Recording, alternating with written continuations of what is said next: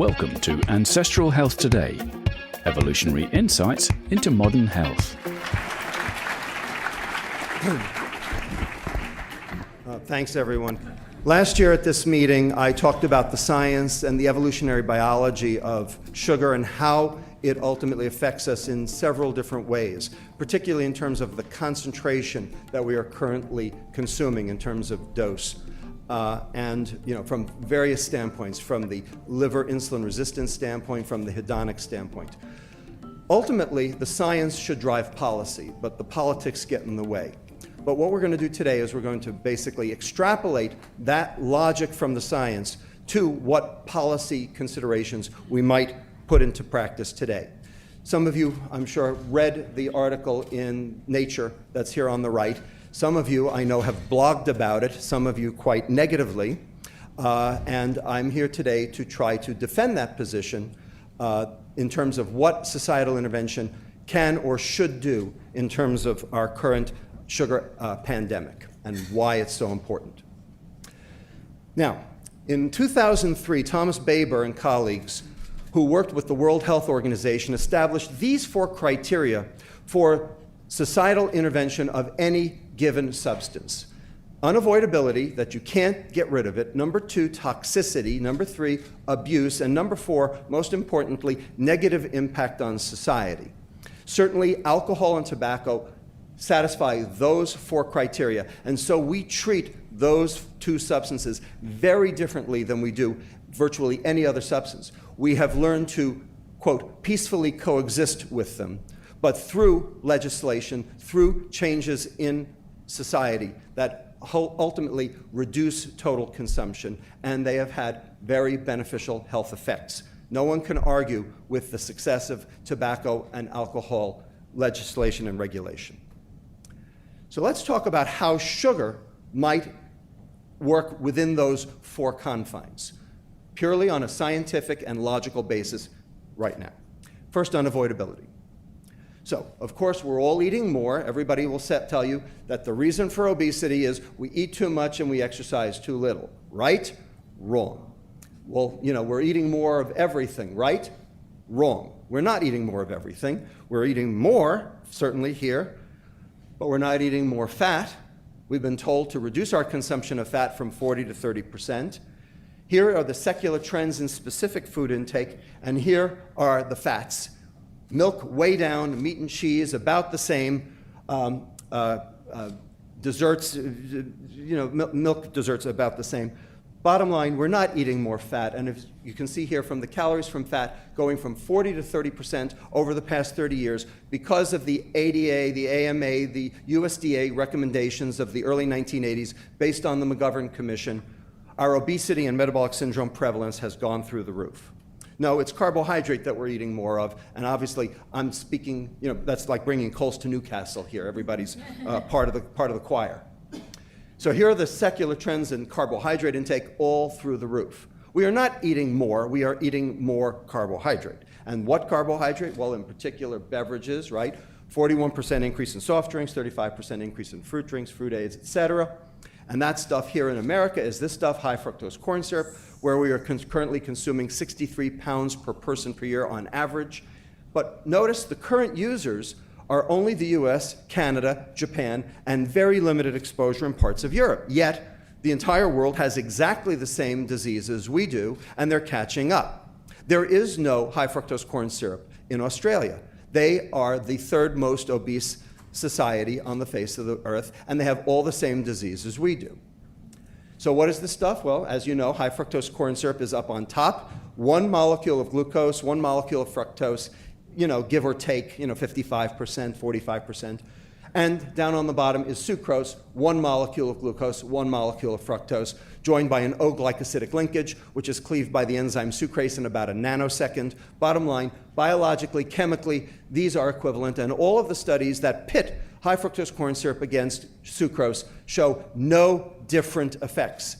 All the same, all bad.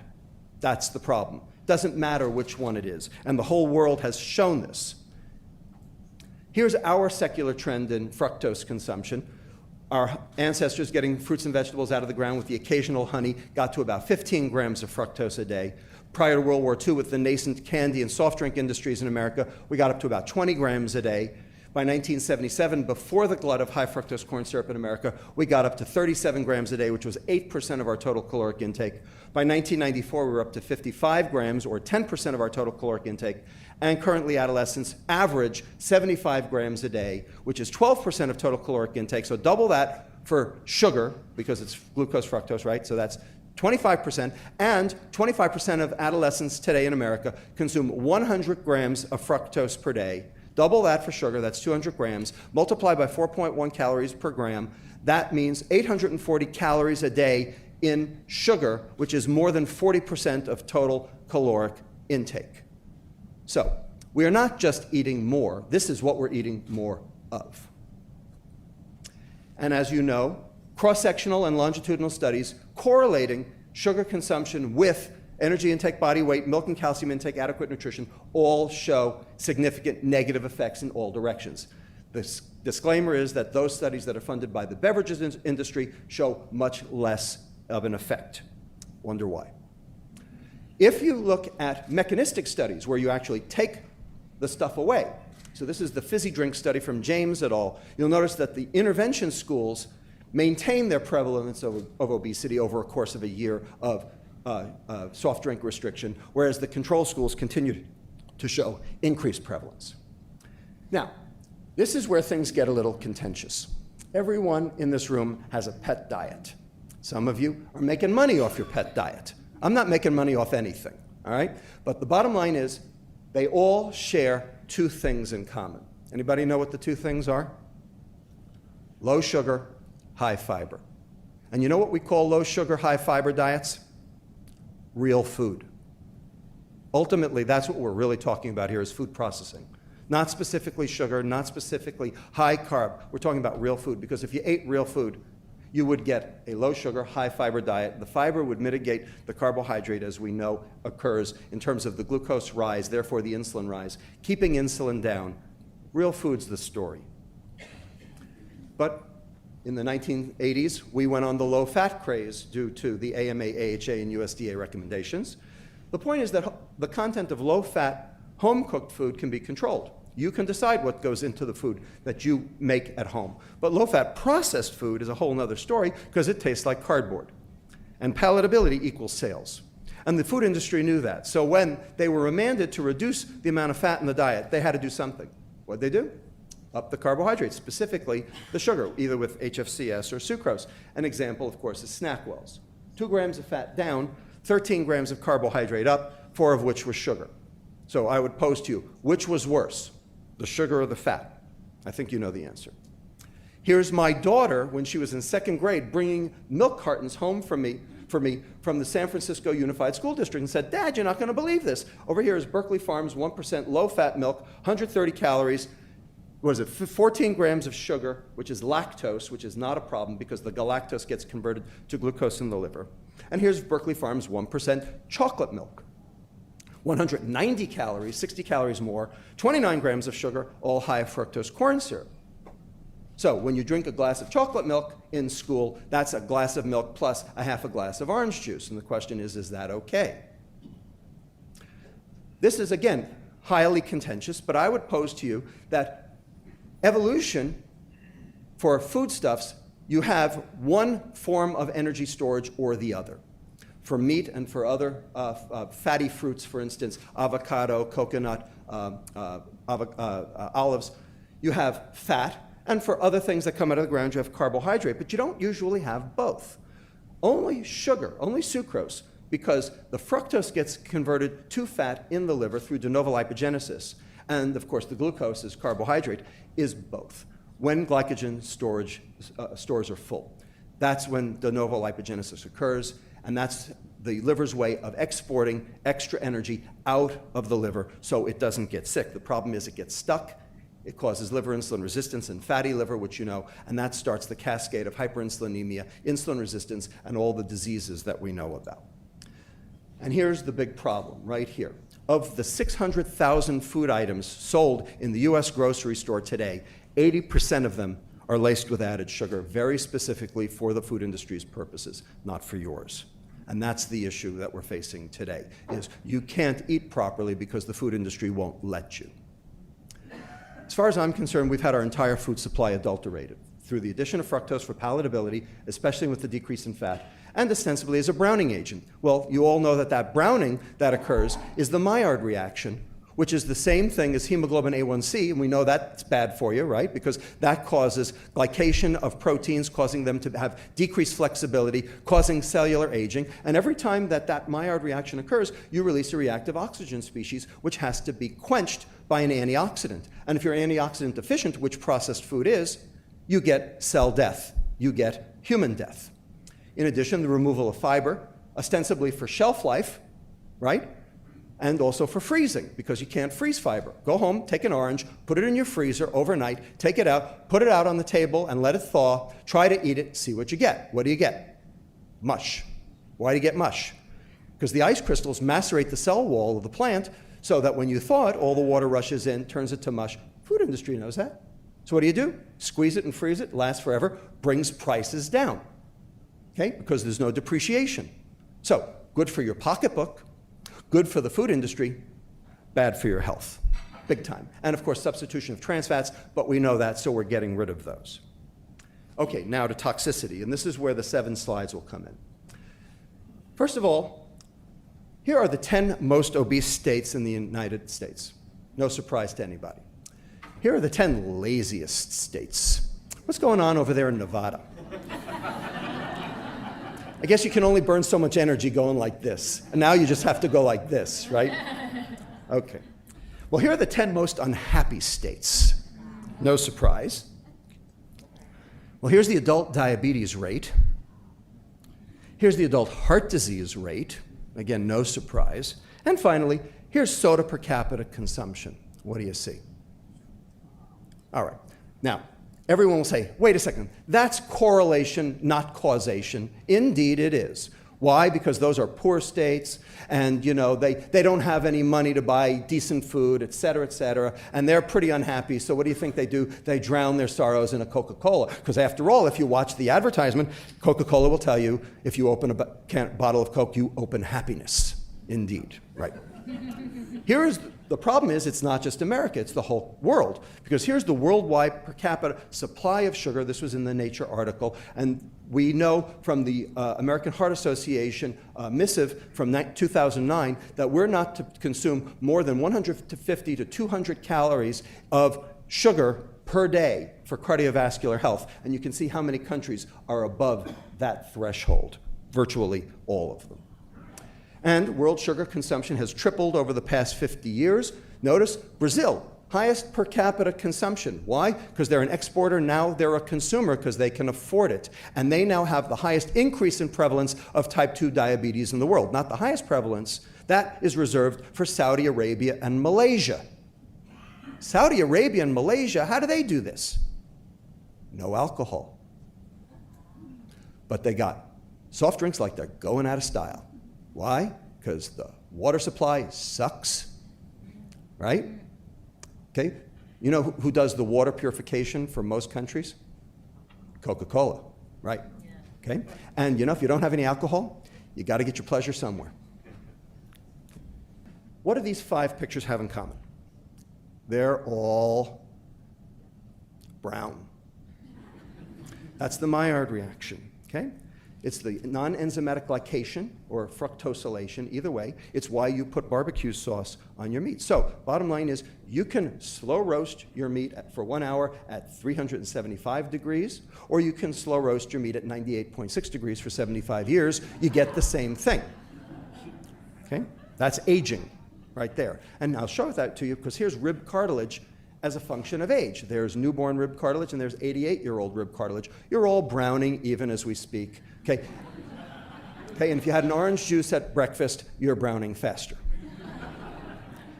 And here's the data that shows that. This is in vitro data showing the rate of glucose binding to proteins there on the left versus fructose. And this is 7 times faster. You can see the rate there. and the number of carbonyls, which are the reactive oxygen species produced, are 100 times greater. Now, this is in vitro, but it's true in vivo as well. This is correlational data, but we actually have mechanistic data in animals showing that the grade of steatosis, the grade stage of fibrosis, correlate with fructose consumption in a liver clinic in Duke. And this is grade of inflammation, grade of ballooning, same thing. So basically, your liver gets sick when you consume sugar. Now, abuse. Everybody seems to know that sugar's addictive, except, of course, the scientists. And I had a big argument with somebody at the American Society of Nutrition back in April over this same issue. Okay? The question is sugar actually addictive? Anybody see the 60 Minutes piece? It just got replayed on Sunday night. Okay, Eric Stice thinks sugar is addictive, and he's looking at fMRIs in the brain. And here's the data. This is showing dopamine D2 receptors in red in a control brain versus a cocaine brain. You can see the downregulation of D2 receptors. That's tolerance. That's the neuroimaging correlate of tolerance. And if you have tolerance plus withdrawal, you have addiction. And that's what we see in patients who try to come off sugar is they feel lousy.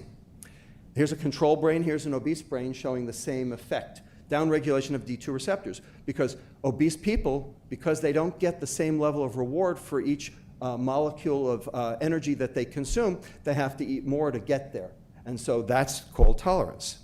So is there really such a thing as sugar addiction? Well, we have to look for similarities to other drugs of dependence. So like nicotine, morphine, amphetamine, cocaine. And the one I would suggest is the closest, both metabolically and in terms of commodities, is ethanol, alcohol. And that's what we've done is we've compared fructose to alcohol in our research and our papers. The criteria for addiction in animals are the following: binging, withdrawal, craving, and cross-sensitization with other drugs of abuse.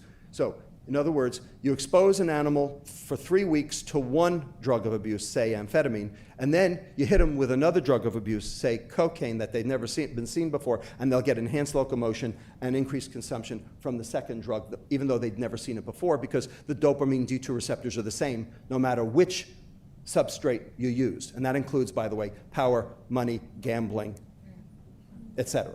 Okay? How about humans? Here are the DSM-5 criteria for addiction. So tolerance and withdrawal, that's physiologic. And then this list over here of various things, and if you read through that, it sounds like every obese patient that we take care of. The point is that we have toxic substances that are not abused. For instance, iron, vitamin D, they'll kill you, right? Iron toxicity, vitamin D intoxication. Pseudoephedrine, once it's turned into crystal meth, right? And we have abused substances that are not toxic, like caffeine. And if you take my Starbucks away from me, I will kill you. And nicotine, right? Nicotine's not toxic, right? You can buy it at Walgreens, right? In Nicorette gum. It's the tars in the cigarettes that are toxic. But when you are both toxic and abused, now you have a problem. So that's morphine, heroin, amphetamine, cocaine, ethanol, and I'm just showing you sugar. And the problem is that when you're toxic and abused, educational efforts alone don't reduce consumption. Did Nancy Reagan's just say no work? Good. Finally, externalities, the negative impact on society. So societal intervention requires an externalities. So if you smoke or drink or take drugs, it's bad for me. Secondhand smoke, car accidents, declining house prices, work productivity, I gotta do your job. How does your obesity affect me? 274 million extra for jet fuel. Discomfort on the subway. Sinking of boats due to the weight. 2003, Lake George, the boat was coded for 17 people at 165 pounds. They had 24 people at 190 pounds average, and the boat went over. Okay, no, that's not it. 65 billion reduction in work productivity, 50% increase in absenteeism, 50% increase in health insurance premiums, 150 billion in healthcare resources wasted every year. We could balance the medical budget on that, clearly, and we could probably balance the federal budget on it. Obesity is a threat to national security because 27% of all conscripts are obese and get 4F'd. And the government pays twice. They pay for the food subsidy, and then they pay for the ER visits. Okay, and all of that affects you, whether you're obese or not. So this is a public health problem. This is not a personal responsibility problem. And finally, who's winning the war? This is the S&P 500 in blue compared to the stock price of McDonald's, Coke, and Pepsi over the last 5 years. And there's the economic downturn of 2008. They're doing very well, thank you. And here's Monsanto, Archer Daniels Midland, Hormel, General Mills, ConAgra, Procter & Gamble, and Kraft, all doing better than the S&P. How come? Because when we have less money, we eat more. Why? Because that's our pleasure, that's our reward, and ultimately, the more pleasure and the more reward, the unhappier we get. Now, there is debate among scientists. There's honest debate, and that's okay, and I'm happy to have that debate. Okay, for instance, here's Luke Tappy's article saying that the science is right, but are we ready for a public health intervention? And we can have that debate. That's why I'm here. And here's Sadaf Faruqi's work from England. She does leptin deficiency, saying, is the addiction model convincing? Okay, so there's real honest-to-goodness debate, and I'm happy to have it. However, the American Heart Association has reversed its stance from fat to sugar being the issue, and this is the paper that we published 2009, recommending reduction in sugar intake from 22 teaspoons a day to 9 for men and 6 for women. So here's the bottom line. Personal responsibility versus public health. The libertarians versus the communitarians. Here are a whole bunch of diseases that were personal responsibility until they became too big, too problematic for society, and ultimately public health had to get involved. Well, sugar and obesity and metabolic syndrome fits that as well. You could add, by the way, teen pregnancy and gun control to this list as well. So the question to pose is, can our toxic environment, which we have created, be changed without government or societal intervention, especially when there are addictive substances involved? There are 3 methods of societal intervention. I am not endorsing any one of the 3, or any of the 3 for that matter. The only thing I'm endorsing is reduction in consumption, however we can get there. So everybody who says, oh, he's for taxing sugar. No, I'm not. I've never said I was for it. I said, let's put it on the table and discuss it. Okay? That's just a rational academic argument based on the data. Right? So there's taxation, restriction of access, interdiction. No one's proposing interdiction. I am not banning sugar. I'm not suggesting we ban sugar. Okay? Only Michael Bloomberg can do that. I'm suggesting that we have to negotiate a peaceful coexistence with sugar, the same as tobacco and ethanol. Not interdiction, but maybe taxation and restriction of access. We'll see. The point is, you can do public health 2 ways. You can do targeted prevention. The strengths are individual, it's limited to those affected, that sounds good. Easier to incorporate into medical care, except for one thing, hasn't worked. Benefit to risk ratio is high, but the weaknesses are big. Medicalization of prevention, that's hard to do. Behavior modification is impossible to do. Cost and feasibility are ridiculously expensive and limited success. How about public health prevention? Here are the strengths. It's radical, it works, it's powerful. Environmental modification, we actually live in a cleaner, safer environment if we take care of these things. Okay? Less antibiotics in the meat if we actually ate real food. Okay? As an example. The limitations are acceptability, especially to the libertarians, feasibility, and finally, also costs. Here's the issue. It's not just the obese. Okay? It's not just the obese who get metabolic syndrome. In fact, thin people get metabolic syndrome, they're just not obese. They have all the same risk factors and they have the same diseases. Assuming an adult population of 240 million, 30% of which are obese, here's how the math works. 80% of obese people have metabolic dysfunction. That means 20% don't. So you can be fat and fit, and you can be perfectly fine and live a perfectly normal, healthy life, and you're just fat. That's 0.8 times 0.3 times 240 million, that's 57 million people.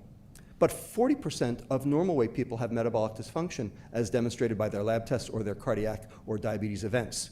So that's 40% times 0.7 times 240 million. That's 67 million people. So ultimately, we're talking about 124 million adults. That's more than half of the US population. So you think you can do that with targeted prevention? Forget it. This is public health.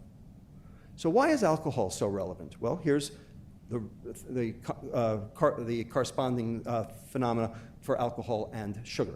Both are ostensibly nutrients, but aside from energy, they have no health value. Metabolic and CNS pathways are similar. Both legal substances that produce health harms when overused. Little danger from moderate consumption.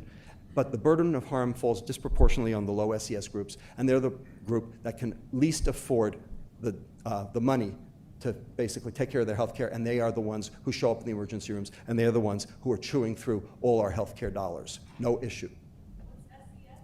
Socioeconomic status. Now, here are the strategies that have not worked for alcohol, and there's no reason to suspect that they will work for sugar either.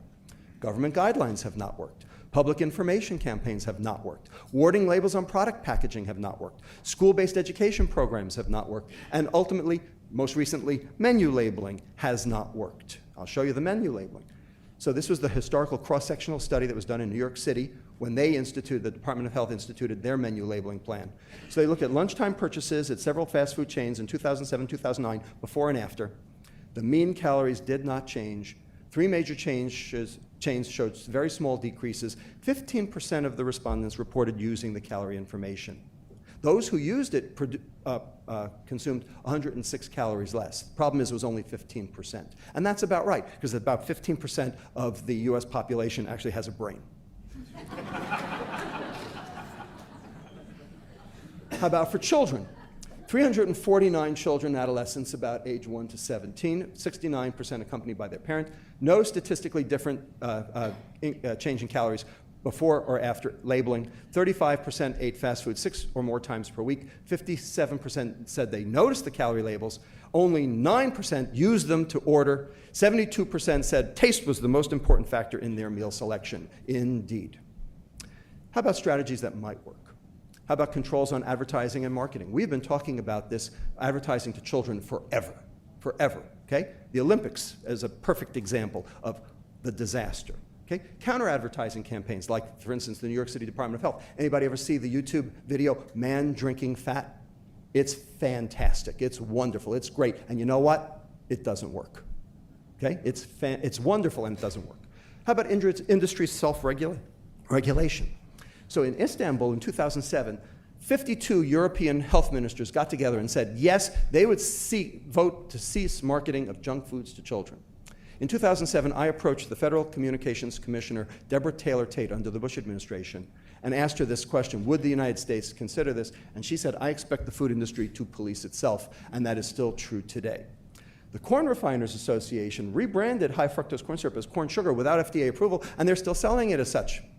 So, industry self-regulation, they won't even go with the regulations they got. Santa Clara and San Francisco, the toy ban on Happy Meals, and I am proud to say that I was part of that movement, and I continue to be proud of it.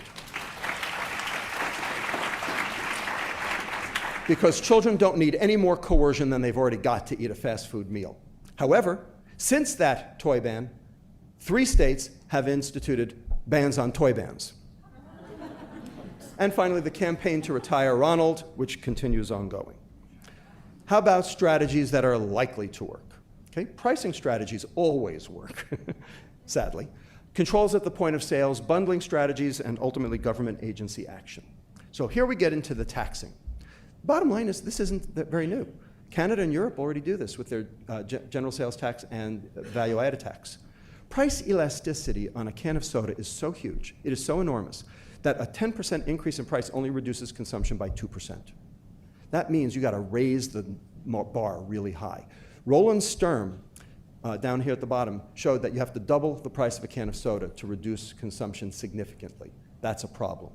Okay? The other problem is no one trusts government. God knows, I don't trust them. Okay? So, are they going to generate money for programs to help the obese or to underwrite farmers markets in local, poor areas, or are they just going to do a money grab and use the money for their own purposes like so many times? And that's the reason the libertarians are so inflamed by this, is because they consider this a money grab. And indeed, the way government currently operates, they're right. But the bottom line is we still need a public health strategy that works. So let's debate it. Let's have an argument about it that's real rather than blogging about it in the blogosphere. This is similar to what we saw with tobacco and alcohol. There's really no difference. How about differential subsidization? Could we tax the bad food and actually underwrite the healthy food? So could we modify behavior through pricing? The answer is absolutely yes. In fact, Andreas Infelt is here. The Nordic countries have state-run liquor stores. And the price of all the alcohol is exactly the same. And they charge less for the low alcohol beer than for the high alcohol spirits, specifically to reduce alcohol-related health harms, which they have shown both in terms of cirrhosis and in terms of car accidents. So they have a policy that actually works, and I'm for them. Okay? We could discount diet soda to make that more palatable and tax regular soda to get the fructose consumption down. Now, I'm not for diet soda.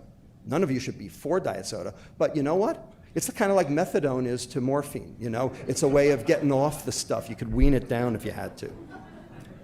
Ultimately, this is the bottom line, the iron law of alcohol policy. This is absolutely airtight and truly iron. Reducing the availability of alcohol will reduce alcohol consumption, thereby reducing alcohol-related health harm. Same thing would be true for sugar. Could we restrict? How about age limits on purchase and use? Like, for instance, carding kids for Coke, okay? I mean, do you want your kid to go into a convenience store after school to buy a Coke? Do you want them to do that? There's a posse of mothers in South Philadelphia who actually barricaded the entrance to the convenience store outside the school to make sure their kids didn't do that. I so applaud them. The point is, why should they have to do that? Why can't a public health directive do that? How about licensing and zoning controls on sales outlets? Okay, there are 2.5 fast food restaurants per 1,000 square meters in lower socioeconomic neighborhoods versus 1.5 in affluent neighborhoods. How about permits that control hours of operation? How about we just don't sell soda between 7 and 9 in the morning and 3 and 5 in the afternoon? Okay, or if a parent wants their kid to have a Coke, let them go buy it for them. Okay, I guarantee you they wouldn't. In California, we have something called Sodas Out of Schools, SB 19. The last survey in 2010 showed that school obesity rates were stable. We think this may be why. And ultimately, Michael Bloomberg's big gulp ban. Whatever you want to say about it, nobody needs a 32-ounce big gulp. Okay, hydration, screw you.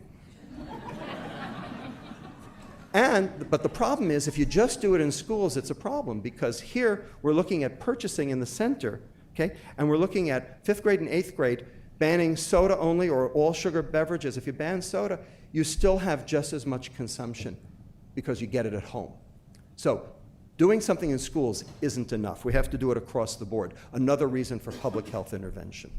And finally, government agency and action. Now, there's no way in the world Congress is going to regulate the food industry, because they're bought off, because 6% of our exports are food. $56 billion riding on this. And if we tell the whole world, you know what, the Western diet, it ain't really so good for you, what do you think would happen? What happened when that one downer cow went from Canada to Washington State back in 2003? That was the end of meat sales to Britain and South Korea for 2 years.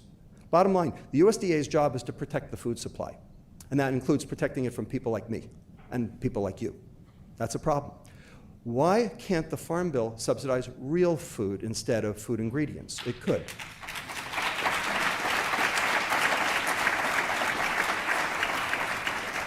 You know, the Farm Bill was set up because of the Dust Bowl. Okay, so we needed commodities. Commodities means storable food, food that wouldn't go bad.